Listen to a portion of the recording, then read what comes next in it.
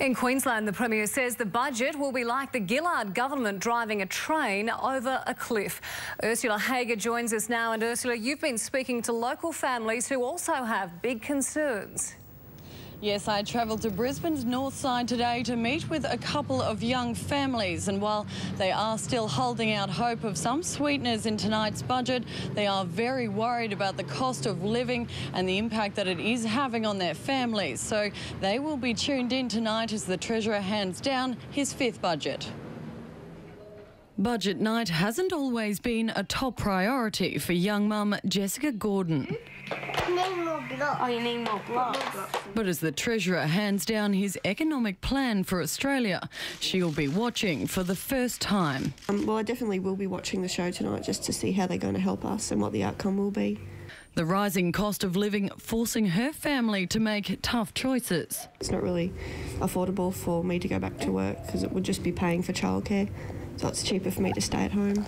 It's the same for mother of one, Nadia Moriarty. Like, you know, prices are increasing so much now. It just makes me wonder how it's going to be for them when they get older. The federal budget so far hasn't been well received in Queensland. They're just driving their little train over the cliff. The Council of Social Services says the government has to find the right balance between restoring the surplus and caring for the most vulnerable.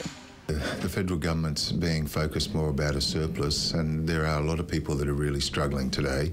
A lean budget could also be bad for Queensland's small businesses, already struggling with a downturn in spending. A budget that adds further pressure in these circumstances will further worsen the outlook for Queensland businesses. The thing that the government should be focusing on is ensuring business is strong. If business can keep employing people, households can do the rest.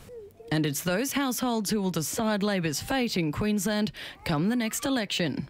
Definitely. I think it will definitely change the way that we vote. Yes. I want things to be different. I want change. That was young mum Jessica Gordon speaking there, and we've spoken to a number of Queenslanders on the streets today, and it seems no matter what the Labor Party does with this budget, they are facing an electoral wipeout in Queensland, as polls suggest. No, it won't change my vote. I think she's on her way out. I don't think they've done enough for Australia. No. I think she's done a dash. I think that little redhead lady's had it now. Yeah, I think Labor's screwing up a little bit lately, but I think the Liberals, it's terrifying though. Tony Abbott's a bit dodgy. Some very strong opinions there, but obviously the devil is in the detail, and we will see that detail when the Treasurer addresses Parliament at 7:30 tonight. Georgie. Thank you, Ursula Hager. And Sandra Sully will be hosting a special bulletin on the federal budget tonight at 10:15.